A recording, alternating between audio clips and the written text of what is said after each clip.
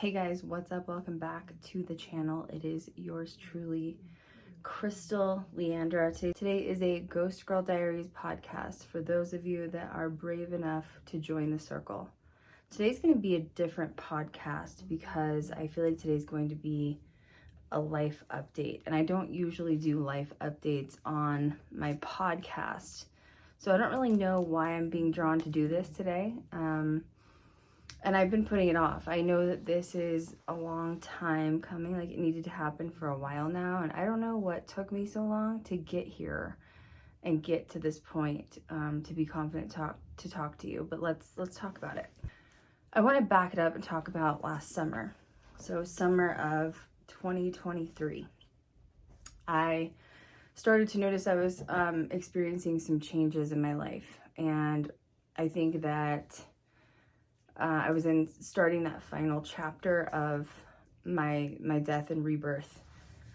And what triggered it was, I was doing goth modeling for makeup companies. I still work with them. I still work with the wig companies. And I was also doing goth fashion modeling for some fashion companies. And I started to notice that some of the stuff that the companies were requesting of me as far as like fashion goes and style, and I'm doing my own photo shoots at home, obviously. I just started to notice that some of the requests that they had were getting a little bit more risque over time. And it's no secret that, the goth community is known for girls dressing provocative. And there's nothing wrong with that. It's girls owning their sexuality. And, although I've always identified as like alt and goth, I didn't know what side I was going to teeter-totter on that, because I knew that at some point it was going to come to a point where I was going to have to either go with the flow of that community and also partake in it, or kind of go the opposite direction.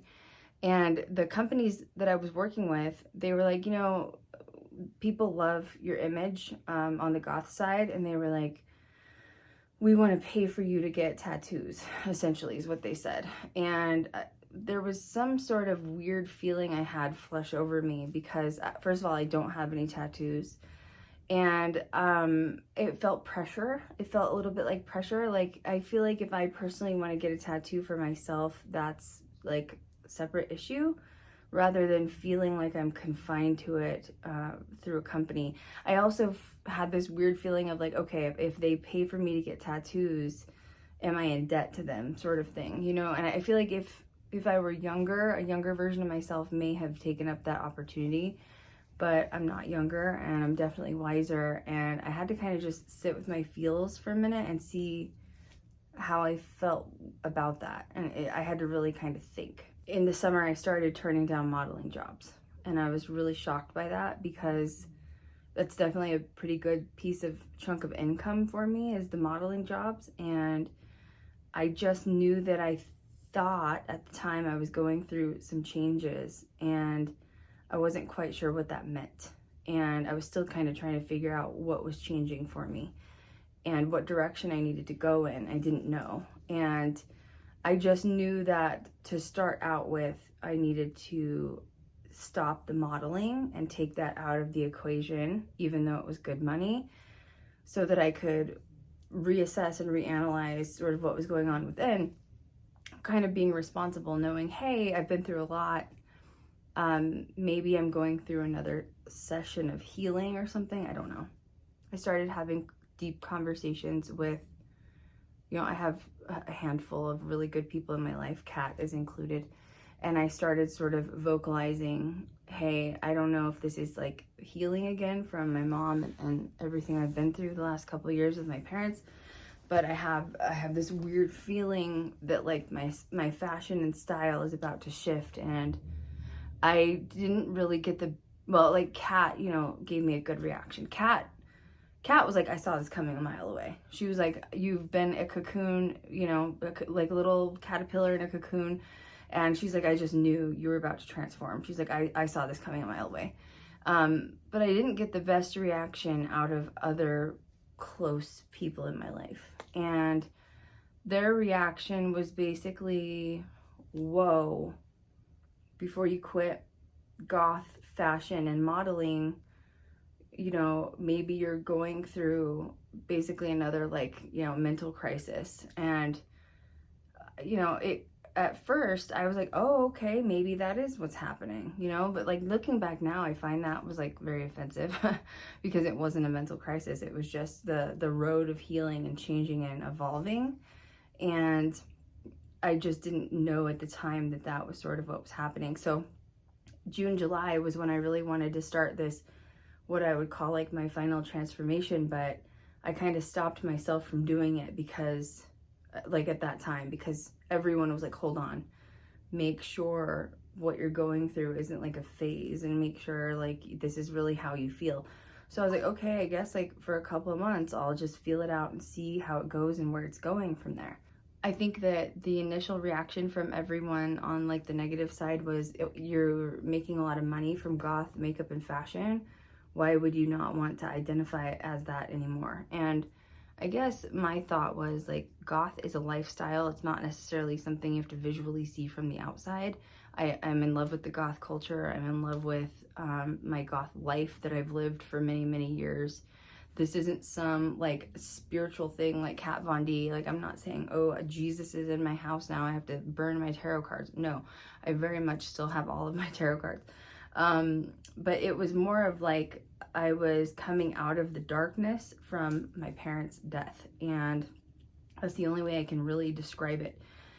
It was, you know, my house has been decorated in Halloween decor in every single room. Like, my kitchen is was Beetlejuice themed.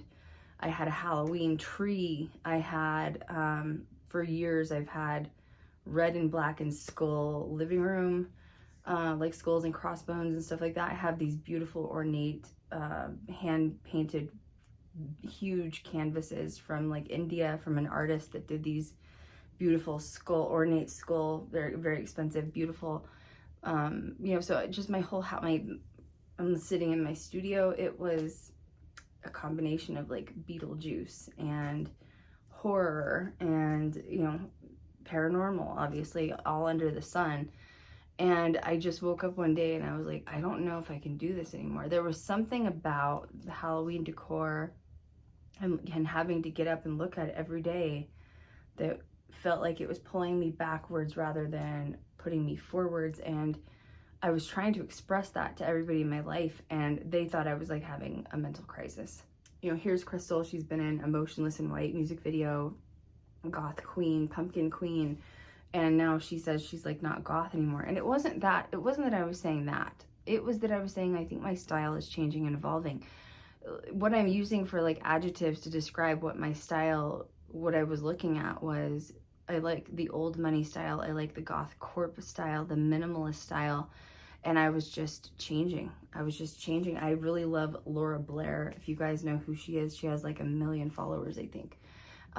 She's out of, I think, London, but she has like this wicked, amazing, elegant, classy, a lot of dark, all black, you know, clothes. And I was like, that's how I want to dress. And she uses statement pieces with like hats and gloves and glasses, you know, and jackets and trench coats and beautiful ornate leather boots. And I don't know, it was like I just felt like I had an upgrade in my style, where, you know, I love the goth culture and how I've been dressing. But I was looking at my closet for months and I was like, it was not a reflection of who I felt like I was on the inside. And I prolonged this change that I felt like I knew I needed within me, because everyone around me kept saying that it was just like a temporary phase that I was going through, and it turned out to not be a temporary phase. Elvira. So I got to work with Elvira in September. If you got to see that little mini video that I posted on my YouTube channel, I think she's psychic, honestly, because I didn't express any of this with her. So obviously it's June, July, I'm feeling that something's changing within me. Fast forward now, we're in September, I'm still feeling these changes. Except now it's gotten me in a place, you know, June, July, August, September, 4 months of sitting in energy where I knew change was inevitable. And I'm sitting in my house and I'm just dreading waking up every day because I don't want to see the Halloween decor. I have, you know, all of my TMI, all of my underwear and bras are black and goth and my pajamas are goth and Halloween, and you know, it was just like encompassing me. Now I feel like I'm drowning in it, and I'm like, I don't know what to do. Like, I just don't know what to do. So I get on, I had this like meeting with Elvira, and it had gotten postponed a couple of times, and I was kind of glad that it kept getting postponed. I was working on with giving her advice on a collaboration, and I was just happy it got postponed, because I was like, oh my God, I'm getting ready to like meet the Queen of Darkness. You know what I mean? Like, she identifies as, she's this socialite, this gothic queen icon. She's been my icon since I was a child, and I'm gonna meet her, and I'm in this like funky energy where I like feel like I've lost sense of who I am.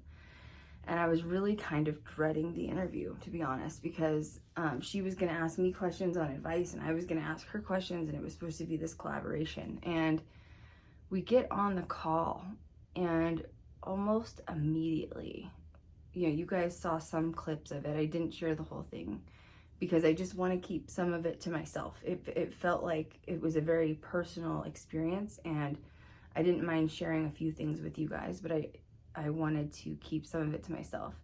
So in the call, I was asking her, you know, how do you separate your life from, well, you know, Elvira to Cassandra, you know? And for me, it was such a statement question, because that's what I was going through at the time. I was like, I don't want to quit paranormal, you know, like Ghost Girl Diaries is still my ultimate goal in life, is to get that series signed, you know, like, or film on YouTube. But you know, now I'm having almost like an identity crisis of like, the person I'm seeing in the mirror is not reflecting back to who I'm feeling like I am inside. And the biggest way that I could describe it is like, I had been carrying around a lot of trauma and baggage from my parents' death and the way my mom was killed, and I didn't feel the need to carry the baggage around anymore. I knew that I was getting ready to start a new chapter in my life, and I knew that I couldn't take any of the old baggage with me. Everything from my previous self had to die along with my mom, and I couldn't take in regret, I couldn't take in damage, I couldn't take in trauma, I couldn't take in sadness, I couldn't take in darkness, and if that meant leaving my entire identity behind, I was ready to do that. I get on this call with Elvira, and Elvira is like, oh yeah, you know, she's like, I used to live this gothic lifestyle. She's like, I had this Victorian mansion, and every room was pitch black, and everything was Halloween. And I, you know, remember, I'm eating every word from her, as she's my ultimate idol. I'm her biggest fan. I've loved her since youth. She, in my opinion, created me, you know, like, she did commentary on spooky shows, that's what created my paranormal side, and she did this high fashion and makeup, and that's what created my cosmetology side. And so everything she's saying, I'm going to eat it up. And she was like, you know, I woke up one day and I said, I can't do this anymore. She's like, I had this beautiful Victorian mansion and gothic everything. She's like, I even had gothic cars and Cadillacs. And she was like, I woke up and said, I can't do it anymore. She goes, I knew that I'd pushed it too far, to the point where I had to have the separation, and I had to have an energy exchange where this is my haunted, spooky life and this isn't. And she goes, then I became a mom, and she goes, I had to separate it even more, because I wanted my child to, you know, have as normal of a childhood as possible, considering she was famous. And I'm looking at her as she's talking to me, and I feel like she can hear me. You know what I mean? Like, I feel like she can hear my thoughts. And I actually was getting like choked up in the interview, because I was like, how does she know what I'm going through? And like, I didn't mention this. Of course, I'm not going to talk with Elvira about that. You know what I mean? Like, it was supposed to be a professional chat. So I think she intuitively knew, and that's how she tuned into me so easily. And, you know, we kept talking, and she was like, yeah, it's crazy, because she's like, in the 80s, when I was into my goth side, she's like, it was like something you just did when you like went out on a Saturday night. You dressed up as goth and went to the goth club. She's like, now it's just acceptable, like all day, every day.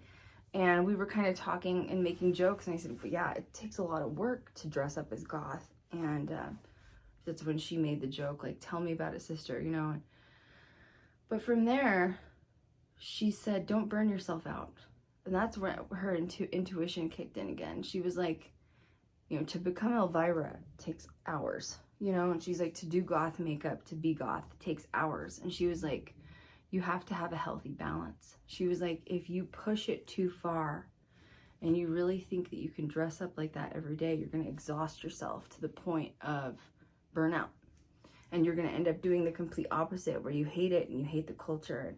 And it was like so weird, because it was like someone was putting my feelings into words, and how, when she doesn't know me, it's the first time I met her, you know, like, how does she know what I'm thinking? This is what I've been trying to say, and she just put it into words. And she was like, you know, when I was younger, I let go of a lot of opportunities because I was like all goth, all Halloween, all dark, all the time. And she's like, I missed out on a lot of opportunities. So if I could give any sort of advice, it would be find balance. Find balance, whatever that is, find balance. She goes, you don't have to be goth 24/7 to identify as goth and dark. And I was like, oh my God, this is the answer I've been looking for since I haven't been feeling right since June or July. I was waking up every day and I was like, I don't want to wear, you know, I'm doing social media, I'm doing makeup looks for you guys every day on TikTok. What if I don't want to wear black makeup every day and heavy makeup all the time? That doesn't mean I don't love it. That doesn't mean I'm not going to wear it anymore. Of course I am. But maybe I don't want to do it every day. Maybe today I'm feeling happy and bubbly and I want to express myself in a different way. And I was like, am I living up to expectations for myself, or am I living up to expectations for my fans and followers? And I was like, I just got myself in trouble. And I started trying to figure out what to do, because I didn't know. I want to still do makeup and fashion online, you know what I mean? But maybe I don't want to be gothic every day. And the worst part is with that in question, my entire closet, and I've done closet tours, if you guys are OG fans on here, my entire closet is like 98% black and very goth. I mean, I'm talking Killstar clothes, you know, like, I mean, I have a ton of clothes from Killstar, but that vibe of like witchy aesthetic and, you know, holes and ripped and stripes like Beetlejuice, like that's my whole closet. And I was like, oh my God, what am I going to do? What am I going to do? Because if I decide this isn't for me every day, I'm going to have to do like an overhaul of my entire closet. And I will hardly have minimal things to wear, you know what I mean? I didn't get rid of everything, obviously. This aesthetic of elegance and maturity, and I was like, I'm in love. The hats, the hair is perfectly placed, you know, headbands, old money type of vibes. And I was like, okay, I've figured out what I want to do, so now we need to figure out the rest. So in October/November, I started going through my closet and I started putting a giant pile of items aside that I'm going to sell on my teleport shop. You can find that at KRYSTALLEANDRA.com. Teleport is like Depop, except it's more like if Depop and TikTok had a baby, that's what teleport is. And if you go to the my link in on my website, you can get like free $15 or $25 to spend through my link. I'm going to start uploading that. So I went through my purses, I went through my shoes. I'm not getting rid of everything, you know, but like the aesthetic is like, I'm not going to carry around a coffin purse anymore. It doesn't match me. So I packed up all of my Killstar purses. I packed up all of my coffin style purses.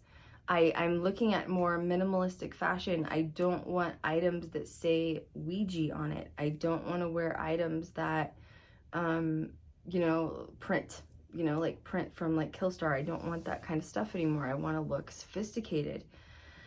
And so I kept a lot of stuff, but just packed it away. I got rid of a lot of stuff and I was left with probably like 10% of a closet.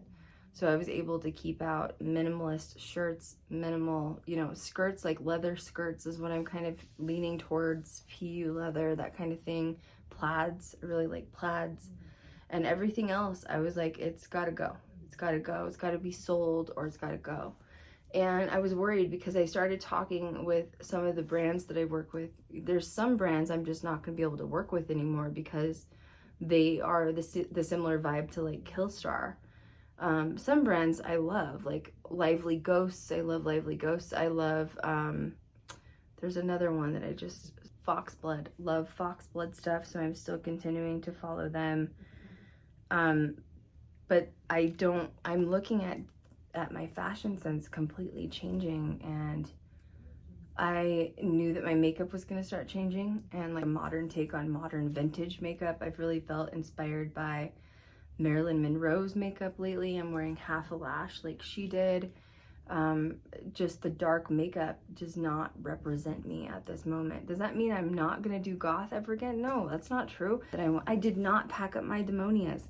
My Demonia Camel 300s are my absolute favorite boot. Like that sucker isn't going anywhere, you know, but there was a shift. There was a shift. And it just felt like, you know, the last 2 years, I really felt like I was in my dark feminine energy because of all of the trauma that I was trying to heal from. I've been very, very vulnerable with you guys on that. And it just felt like all of the clouds had lifted over the summer, and I just knew that I had reached the end of my healing cycle. Now, does that mean I'm healed from my mom's death? No, I'm not. I don't think I'll ever be. You know, when you take something into consideration, like someone being murdered, someone being intentionally unalived, you know, I suffered from a lot of guilt from thinking I could save her, thinking I didn't do enough. I had nightmares where it's like PTSD, where I'd be like, oh, I should have done this, or I could have done that. I could have done this differently. I could have saved her this way. So it's almost like survivor's guilt in a way that I had to go through with therapy. You know, also I spent $100,000 trying to sue the hospital and failed miserably. And in my heart of hearts, I truly, truly believe that my mother was killed by a serial killer. I truly believe that my mother was not her first victim, nor will she be her last victim, and she is still up there murdering other patients. I mean, my mother was purposely injected with a medication that caused her to go into anaphylactic shock, and I was on FaceTime when it happened, so I saw it happen. There was a witness. And you know what's weird is my mom had a feeling she was going to do that because she kept calling her nurse Hatchet.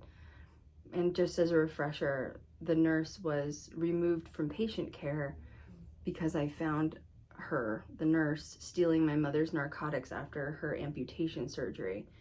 And so she'd already gotten in trouble, and then she wasn't supposed to be in my mom's room. She wasn't supposed to have medication. She wasn't supposed to be touching my mother's IV. She's a serial killer. She is the real life nurse Hatchet.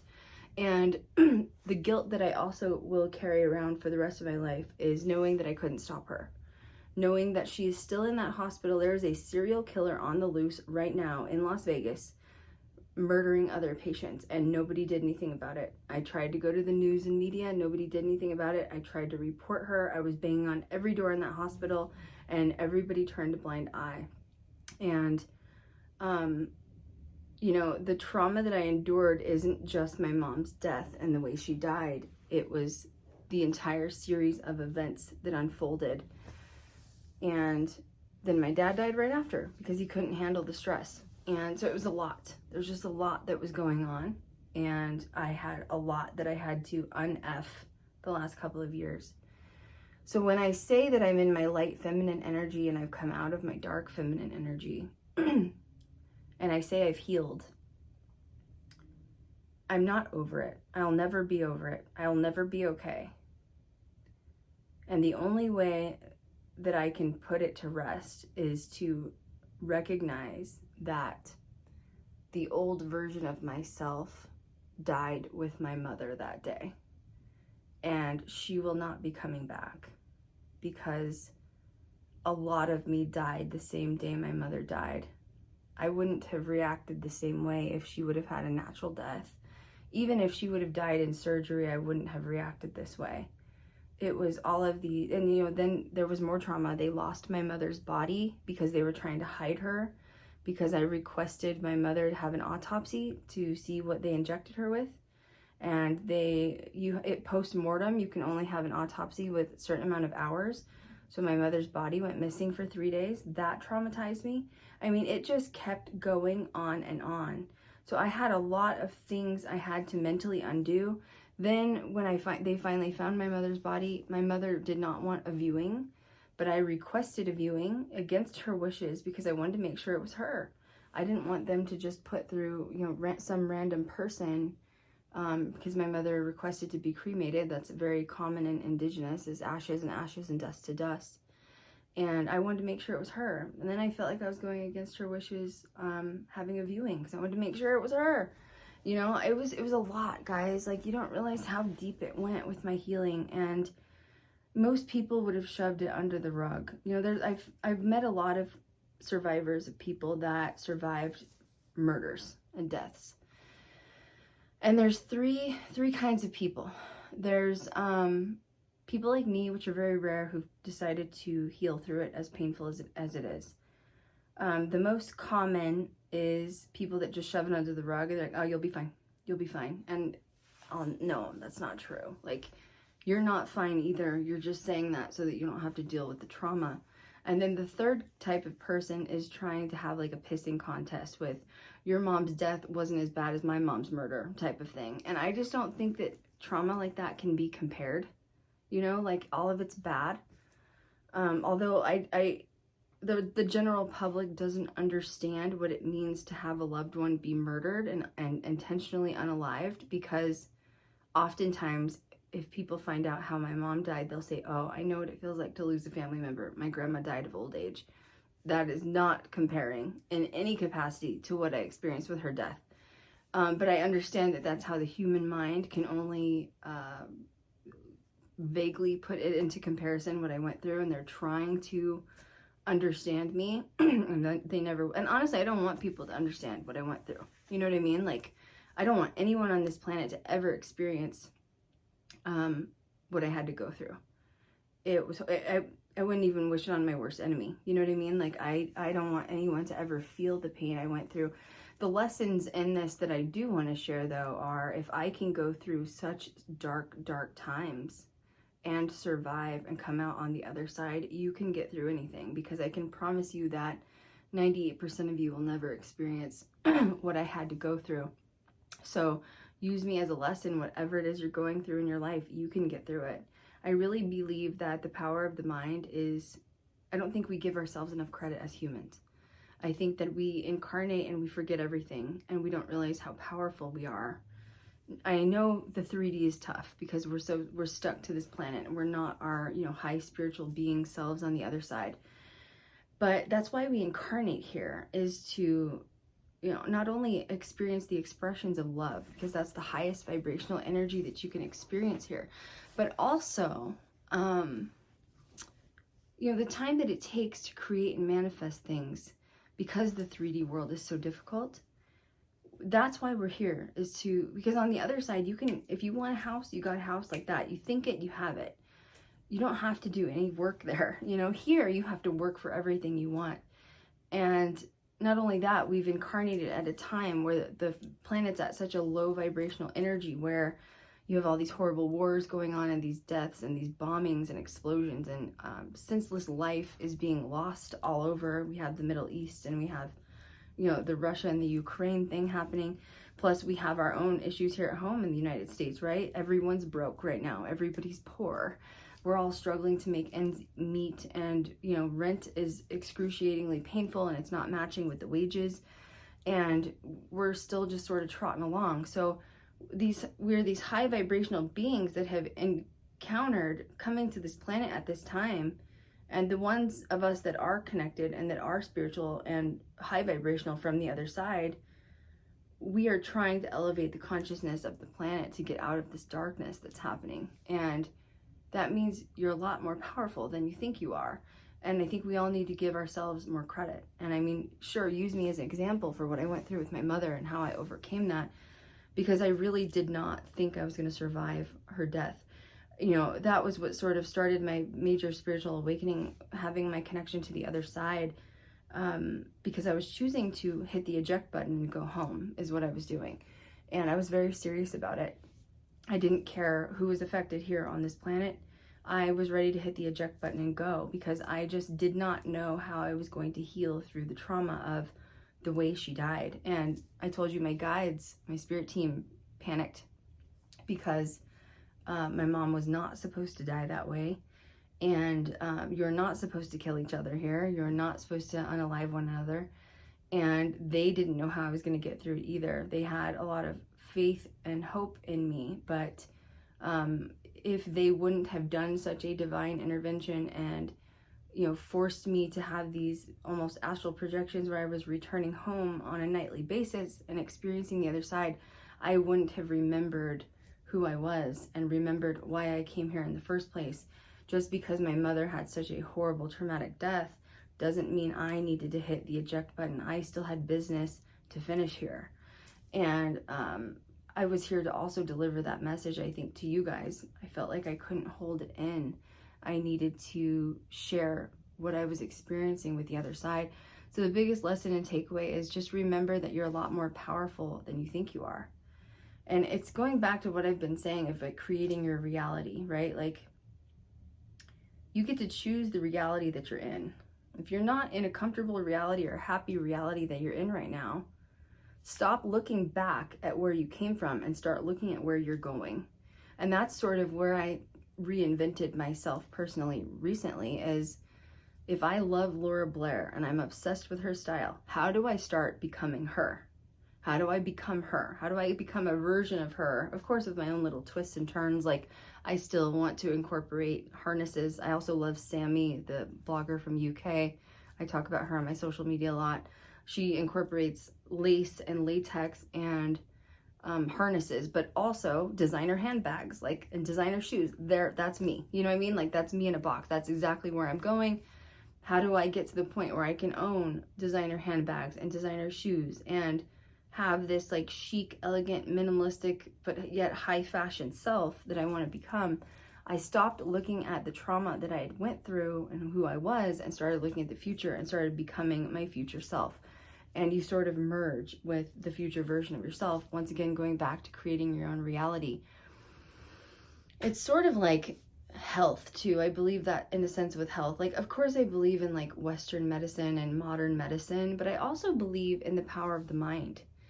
And, you know, I have a lot of people, you guys, that will message me and say, oh my God, like, your podcast changed my life. Like, listening to you changed my life. I realized, you know, how motivational you were for me to, you know, enhance and incorporate those things into my life. And some people will tell me that they have chronic illnesses. Now, I'm not sitting here saying you should stop your chemotherapy treatments, right? I'm not saying that. I'm not a doctor. I'm not here to prescribe you. But I'm just saying the power of the mind and using Earth's natural resources. I don't think we realize how powerful we are as beings, as humans. And I do believe in miracles. I believe in miracles. I believe in, you know, we hear it every day, even with doctors, like, oh, I don't know where her cancer treatment went. You know, or her cancer just disappeared overnight because she started eating organic and she started doing cryotherapy and all this other stuff and getting fresh air and rooting to the earth. And she cut out gluten and dairy and all the stuff that's like got chemically processed treatments. I'm just saying, don't forget that the power is also in your hands. If you know, and I'm saying this for everyone who's out there who's messaging me saying that you have this chronic illness and you wish you could do more with yourself. Don't limit yourself by what the doctors have told you. The doctors have said, oh, I can't do this because I have that. I would open up your mind and say, I am an endless being and I'm capable of anything, including healing myself. I started diving deeper into Bashar too. I'm really into Bashar. He was here in Vegas and I missed him. I didn't realize he was here on 11/11.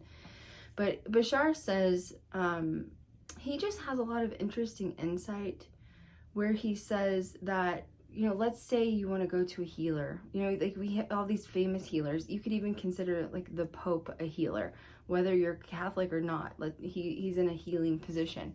And there will be people that go to these healers in different countries of South America and they'll wait in line for days to see this healer. Bashar said, the healer doesn't heal you. But okay, if that's the case, how do these people with chronic illnesses walk away from these healers saying they're healed? They no longer have cancer, all this stuff. Like their back is miraculously healed overnight. Bashar said it's because the healer teaches you to get on his high vibrational plane. When you are in a healer's presence, you believe they will heal you. So you have elevated yourself to his plane of existence. And now that healer has healed you. No, he hasn't. You've healed yourself because you believe that he can heal you, which in turn you believe you can heal yourself. So I'm just putting that out there because I find it fascinating, because it matches with what my guides say when I'm on the other side. I'm still experiencing going to the other side every other night. It's very frequent, except I'm rested now to the point where I understand how it feels to be back in my body, and I don't get as tired and lethargic. Like in the beginning, it was rough. Like I'm rubbing I feel like my back hurts because I remember it in the beginning when I was traveling to the other side nightly after my mom died. I felt like I wasn't sleeping. I felt like I was up all night on the other side, and I got back to my body, and then I was up again. And like I was sleeping clearly, like my body was resting, but I had to get used to that feeling, and finally I'm there. And I think that also kind of circles back around with where I was in June and July of this year, which I felt like rest. I felt rested, and I felt at peace for the first time in 2 years. I felt like mentally I was at peace. I wasn't having PTSD and traumas and nightmares anymore. I wasn't having restless nights where I would just get, all these full of emotions and depression and, suicidal ideologies. And I just felt like a major shift took place, and I just felt like I was at peace. And if I am at peace with my mother, and I'm at peace with my father, and I'm at peace with what happened, I now have to visually see that in my outer world, which is my house, which is my hair, which is my makeup. I have to see that peace on the outside. And I started looking at old images of myself doing, goth makeup and goth fashion. And I'm not saying I was ugly, but I was cringing when I was looking at those photos. And I was like, oh, I just don't resonate with her. That girl is like part of my trauma and experience of who died with my mom, and I don't want to look like her in the mirror anymore. In fact, for a lot of September and October, I went around not wearing any makeup at all, which was also not balanced, but I didn't know who I was. I was trying to figure that out. It was like, I don't really want to be on this super dark side, but I also don't want to not wear makeup, and I had to find this happy medium. I was like uncomfortable to be wearing black lipstick every day. Now, will I still wear black lipstick sometimes? For sure. Not every day though. I was at peace. I was at peace. And I was getting really upset with, I had some goth friends that were influencers that knew what was going on. And they were impressed with the platform that I had built and stuff, because I had some really good financial gains from that. And I'm not gonna quit those. Like Cursed Cosmetics, I freaking love Cursed. Like I'm not gonna quit, you know what I mean? Like that's not gonna change with some of them. Some of them it is. And these goth content creators were like, some of them that I thought were my friends were making me feel bad about it. Like they were like, are you sure you're not just having like a mental thing from your parents? Like, you've built this big platform up, surrounding being goth, like you shouldn't change it now, and I was like, I need people that support me, not question me and not belittle me and not put me down about it, because I'm an Aquarius moon, which means I think way too into things. That's good and bad, but it also means that I'd planned this a long time ago before I had talked about it. You know what I mean? Like, it meant that I was taking this into consideration long before it started. And I never act on a whim. Like, I'm not that kind of person where I just snap and I do something. I always think things through. I think about, critical thinking, like what will happen in the scenario. And the outrun is, people may not like it, then I'm no longer, this dark image all the time. And I'm just gonna keep going back to what Elvira said to me, which is, you don't have to be goth all the time to be goth, and you need to find balance in your life so that you don't get burnt out. And I agree. And I was getting burnt out. And I didn't want to get to the point, like I just started working with Witchwood bags, obsessed with Witchwood bags. I don't have a hat in front of me, but I'm going to start modeling for them. Amazing company. They have the witchiest goth hats. Absolutely in love, obsessed, very chic, high fashion in a way. Some of them, you should see the one I'm looking at right now. But it's not being eliminated. I feel like I'm just adding to my life. So I am goth and I am alt and I am grunge some days. And most of the time I'm going to be elegant, chic, high fashion is what the goal is. And I started talking about it on TikTok and I started getting some hate. And it's going to happen and people are going to walk away from, I ended up losing like 300 followers on, Twitter because of it. I don't know. I know what I have to do for myself is make myself happy, and I have to be happy with the person that I'm seeing in the mirror. And currently I am expressing right now who I see visually on the inside. I feel like I'm in my light feminine energy. I talked about this before of the light worker lifestyle, and for a long time I was really in my masculine energy. When I was working for the studios and production, I had to work with a lot of men in suits, men with a lot of money, and I was in way too much of my masculine energy. It was not balanced at all. And so first I started recognizing that. So I kind of moved back into my feminine energy, but it was the dark feminine energy. Now I'm shifting where I've got my masculine and feminine energy like balanced, but now I need to balance out the light and the dark. And it was really weird.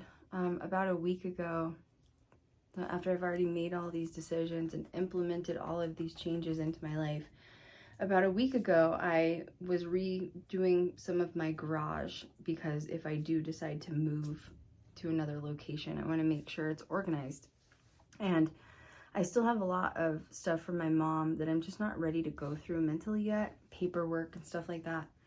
Nothing important, just journals, things like that. So I found a witchcraft book in my mom's stuff. And it was basically about crystals and metal magic. And then she also had written a note from when I was born. And the note had said that she named me Krystal because I was light and delicate, and I was here to change the world, which made me prismatic. And I was like, wow, she never said that to me. So I was really interested that I found that. I always thought she told me basically she named me Krystal because she was a gemologist and she was in diamonds. She was in diamonds and gold for years.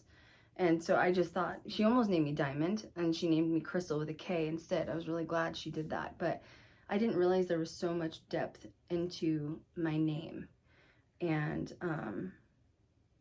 I found in this book, she had some papers that were folded up in the book. And it was a letter that she had written to her friend. It was like an email thread. And the weird part is I found this just like a week or two ago. This is after I've made this transition where I'm verbalizing going from dark to light. I'm in my light feminine energy. I feel like I've mourned the past version of myself. I've healed, I'm healing, and I'm in a very good place mentally. I'm at peace with my life. I'm at peace with everything around me. And in this letter, my mother had written to a friend in an email thread right when we moved to Vegas, which was like 2014, 2015. So this is years ago. This is like 10 years ago. She wrote in this email thread specifically, I'm not even kidding, I sent Kat a copy of it, so she's a witness. But in the email thread, it says, Krystal has been through the ultimate darkness, but she is of the light. It said that verbatim, and I lost it. I was crying. It was like alignment. When alignment happens, like, oh, I'd been through this last final transition, like Kat said, you're a butterfly coming out of a cocoon, and I just read this. Now I know you're gonna say, well, what did your mom think that you'd been through with darkness? Well, a lot. You know, I had expunged a lot of my family at that point who had struggled with addiction. I had taken on my little cousin, and I was her, she called me mom, and I was her mom, and she went home after 7 years, and I had empty nester syndrome. I was like a mess at that time too. So yeah, I've been through some dark stuff, but nothing like what I had experienced with her death. And reading her words was like an actual confirmation of what I had experienced. It was, she went from the ultimate light, ultimate dark into the light because she's of the light. And I was like, oh my God, I was bawling for days. I was bawling for days. It was that confirmation I needed. Like, it felt like my mother had crystallized a letter to me from the other side. And if I would have found it any sooner than now, it would have had no meaning. I mean, it would have had meaning, but not what it is now. And it just was that extra confirmation I needed that I was on the right track and I was doing the right thing. And it's been a journey. It's been an absolute journey. My life's changed a lot since I've been experiencing the other side as much as I have. I know that I can only be the liaison to you guys and tell you what I've experienced and what I see on the other side. And I'll do the best I can with giving examples, and I don't expect anyone to believe me, but I do really thoroughly enjoy sharing this with you guys, sharing my story about the other side. Right before I found that letter from my mom, I had a dream about her. And these dreams are, you know, I don't even like to call them dreams because they're so vivid. I know that I was on the other side with her, you know.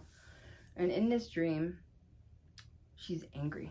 She's angry with me. And it's because this is where I'm going through that transition of dark to light. And I'm still in the mourning process where I'm like, I know that going into my next chapter of life, whatever that is, Ghost Girl Diaries, filming, fashion design, opening my own cosmetics line, maybe getting married again, maybe having children, maybe moving, whatever the next phase of my life entails, I can't take any of this baggage from my old self. It has to stay here. So I was just having a hard week where I was just in those final moments of mourning. And I was crying and sad because I just knew it was time to lay it to rest. And my mom came through in a dream and she said, you got to get over this. She's like, you've been sitting there for 2 years, Earth time, mourning. And she was like, you've got to stop. It's getting on my nerves. She was like, let me tell you something. Now, and by the way, my mom was a very much a tell it as it is kind of person. She wore her heart on her sleeve, but she was a Sagittarius and a Scorpio rising. And there were times that she gave no FUCKs, all right? And this is how she was in the dream. She was like, I don't have a FUCK to give. She was like, Krystal, let me tell you what. She goes, I had the choice to live or die. She goes, I could have stayed on that planet and healed. I could have. Because she goes, I had the choice with my spirit team to make the reality that I wanted to be in. And she goes, I chose to go. She goes, there are miracles to happen every day. She goes, there are near-death experiences every day. I was knocking on death's door. I could have woke up the next day fine. She goes, that's why I had full brain activity while you were still running tests while I was on life support. She goes, because I hadn't chose if I was going to go or not. She goes, I chose to die. She said that to me. It was a very startling statement, by the way. I'm getting a little choked up because I woke up the next day and I was like, whoa, that was strong. And she said, I chose to die. She said, so now you've chosen to live. And she said, you've got to release it. Release me, release the past, and release it and move on. And I woke up angry at her because it hurt my feelings that she said something like that to me. Although it's not a shock because my mom was very much tell you how it is kind of person. So I'm not shocked that she was, you know, she used to say, paint a picture with your words. That's how people will understand you and be able to communicate with you. Paint a picture. Boy, she painted a picture that night in that dream. I woke up traumatized the next day. And I started researching this through Bashar. And I'm sharing this because I hope this helps someone out there, or someday it will. Even if I help one person, that's all I need to do. I've done my part. I looked up Bashar, and Bashar said he was doing a seminar, and he was in this room full of people, and this woman says, hey Bashar, I I had this really weird near-death experience a couple years ago, and I don't understand how I survived. Can you tell me how I survived? Because she goes, I fell down the stairs really hard, and I remember being in a really big white room floating. And she was like, I thought I was going to wake up with my face bashed in. And she goes, can you tell me what happened? And he goes, you died. And she was like, what? And he was like, yeah, you died. But you came to the other side, you talked with your guides, and you and your guides decided you weren't completed with your human journey yet. So you got to jump into a new reality, and you got to be alive. You got to choose to live again.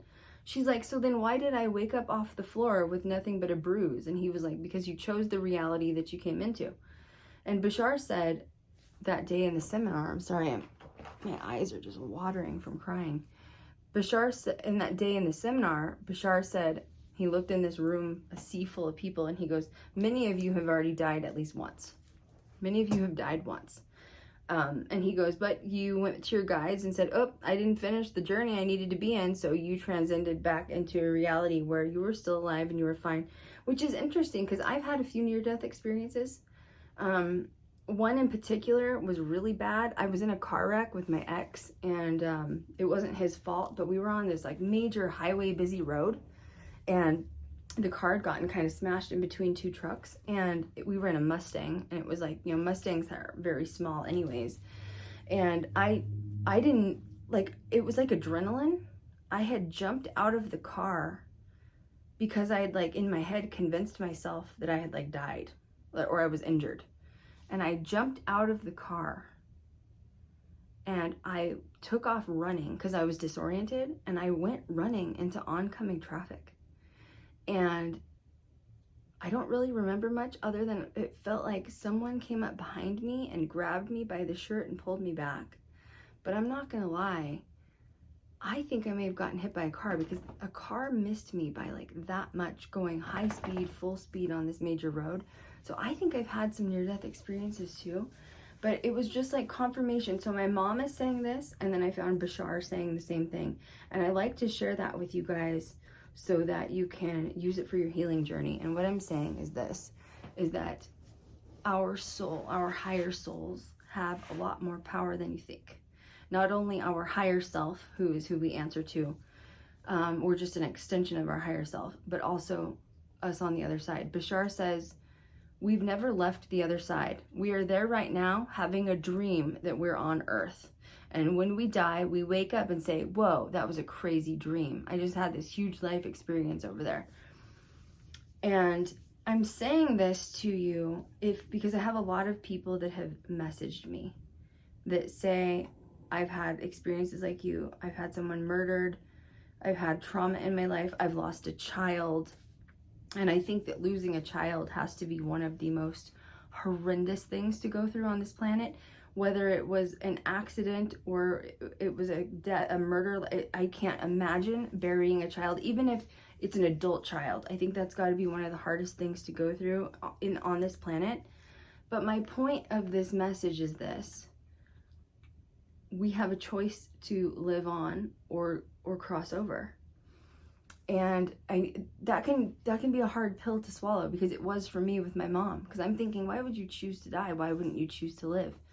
Because if that soul, even at 7 years old, says, I've experienced enough, I don't need to come back, then that's it. And it's crazy because on this earth plane, we keep forgetting that, like, you had a soul contact with that child or with my mom. Like my mom and I, we had a soul contract, obviously, right? But on the other side, she's not my mom. She's a soulmate. On this planet, she's my mom. So we're constantly connected to that. And I think that's how we get stuck in that cycle of trauma where we can't heal and let go, because it's like, but that's my mom. Yes, that's your child, that's your mom, but they are still an individual being on the other side, and they still get to choose their own path. They get to choose their own path. And that's a hard pill to swallow, because I was traumatized for days when my mom said she chose to die. And my guides said the same thing, that you, at any given moment, even if a most freak accident happens, you have a choice to survive or not. Everybody has that choice. Magic happens. Magic exists. Magic is real. Miracles are real. The universe is magic. Our guides can step in and do sprinkle, sprinkle, make anything happen. But if our self on the other side says, I think I've learned enough as that 7-year-old, or I think I've learned enough as that 42-year-old, or keep going, they don't have to come back. You can end the incarnation there. And it also makes sense to me with Christian, because Christian, I've talked about him in my book, and I've talked about him several times. He was my first major boyfriend from like 7th, 8th, and 9th grade.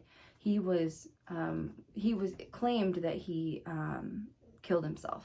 He was found with a gun, and they said he was playing Russian roulette with a gun. But Christian came to me in a dream and said that he was killed. And I already knew that he was, because he was living with some really strange, sketchy people, and Christian wasn't the kind to mess around with firearms. But no investigation was done. And in the dream, I was so angry at Christian. I was like, what do you mean you got killed? He's like, let it go, Krystal. I made the choice. I made the choice to go. I could have come back, and I made the choice to go. But at the time when Christian said that to me, I didn't understand. Now I understand. And I think that's what's so hard about this earth journey is, although we incarnate together, not only collectively, it's so crazy because like you guys are my personal collective, right? Obviously, like we're all in the same collective. We've incarnated on purpose together. But then it goes beyond that. We've incarnated as, if you're a millennial, you made that decision with me. If you're Gen Z, you made that decision with them. If you're Gen X, you made that decision with them. You know, there's collectives. You also incarnate with your soulmates, your twin flame, if that's something you believe in, with your family, with your children, with karmics. You make soul contracts. And we're so bonded by that, because that's what tethers us to this earth, is having children and having family and having love and partnerships. But we forget that on the other side, you are you. You are one of one, and that's it. And I wish people knew that, because I think that we could all heal a lot more easy from deaths, from people crossing over. I think we could heal a lot easier if we realized that each soul has the power to do that, you know? And I know some people are going to message me and say like, oh, I lost a child, but they only come to me in dreams as the child. Of course they are, because you're not going to recognize them as their soul self at the age of like 35, which is what I believe everyone is on the other side. Everyone's about the age of 30 to 35. They're not going to come to you at the age of 30 to 35 because you're not going to recognize them. Much like my grandmother comes to me as my grandmother. She doesn't come to me at the age of 35 because I wouldn't recognize her. But also I believe energy exists as far as like energetic translation, because when my mother, before she died, I had a dream of my grandfather, which is her father. I never met him. He died before I was born. And of course I've seen pictures, but like if I saw him in a crowd of people, I wouldn't know who he was. And he came to me in a dream before my mom died, and I knew exactly who it was. So energy doesn't lie. So even if your child crossed over and comes to you at the age of 35, you're going to know who they are. You're going to immediately know who they are. But I just wish we knew how much power and control we have there and here. We are very, very powerful beings there, but we are also very powerful beings here. And we incarnate to try to remember our power, not only through manifestation and creating the reality that you want, but through sickness, through wealth, through health. You can literally create anything you want. And just be a good person. You know what I mean? That's where I'm at right now, you know? I won't ever be the same again. I'm not ever just going to be okay. I had to lay my past version to rest. She had to go. And everything along with that image had to go, because there's power in healing. There's power in peace if you do choose to heal. I get a lot of messages from you guys that, you know, share your stories with me. And I think that most of you are trying to share your stories so that you make me feel like I'm not alone. And I'm going to be honest, I love hearing your stories, and I love hearing that I'm triggering your healing. I want you to heal. I want you to carry on. I want you to live. You deserve to live as much as your deceased loved one deserved to live. Don't punish yourself for the rest of your life for the way they died, even if it wasn't your fault. Don't punish yourself, Because when you cross over and you have a life review like I did, you're going to be kicking yourself for wasting the time on this planet that you could have been doing to change, to make change happen, to heal others. But, you know, I get a lot of messages that make me sad sometimes because I hear stories of trauma that you guys are going through. And I just want to be honest that I don't know how to respond sometimes. I don't know if I am personally in the energy to hear personal stories right now. And it's not that I don't ever want to. It's just that I feel sad and I feel like my cup isn't full to be able to give someone back. Like, of course I do these podcasts, but when I get private messages, I don't really know how to respond. And so this is, I guess, kind of a formal apology of me saying, I'm sorry, I don't know how to respond to you. I do say things back like, stay strong, I love you, you're not alone. But I really can't find the words at this moment because I'm still healing. So that's just me being, you know, brutally honest with you guys that I want you to heal. But I don't know how I can do that on a personal level, hearing your stories, because they make me sad. I don't want any of us to be in pain. But unfortunately, you know, we all incarnated on a planet. It's very difficult. And we purposely incarnated here because we can withhold it. We are strong enough. We are powerful beings. Not just anyone incarnates here. I want you to understand that. Bashar talked about this. He said, you know, although there are what's the planet population right now? 8 billion or something. I don't want to quote that until I have it. Planet population, because I just want to make sure that I say the correct word. There's 8.1 billion people on the world clock as of tonight, okay? As of 2023, there are 8.1 billion people. Bashar said this, which is just fascinating. I want to leave you with this little sprinkle for you to think about for critical thinking. Bashar says, yeah, there's 8.1 billion people on this planet. However, there is only about 300,000 oversouls, which is higher selves. So basically what that means is my higher self and your higher self is not only helping us get through this, but there are multiple versions of us from our higher selves. Maybe there's another version of us living in China. Maybe there's another version of us living in Russia. I mean, you do the math. If there's 8 billion people and only 300,000 oversouls, that means a lot of us have incarnations with our higher selves, and multiple of us are here right now. And I just find that to be fascinating, and I believe it. And our higher selves are cool. I'm not gonna lie, I've gotten to meet mine. And I don't know, if you guys have questions, you can always leave them below. I guess let's just end on this note of that I went through a lot of powerful changes over the past 2 years of my life, and I have now come out on the other side of healing and light. And you are capable of doing it too. Just remember that I chose to put the work in to heal. I chose to not carry around this baggage anymore. I chose to evolve and go into the evolution process of saying, I went through something extremely unexpected. I took the time to heal so that I could be the best version of myself.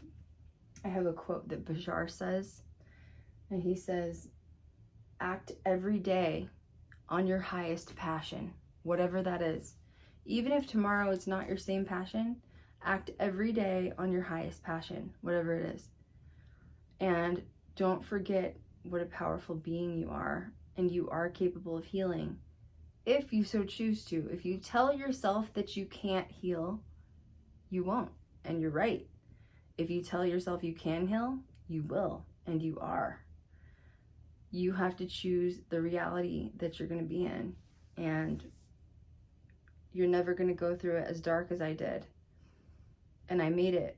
I survived. It was hard. I had some lonely, dark nights where I didn't think anybody understood me, and no one ever is going to understand what I went through.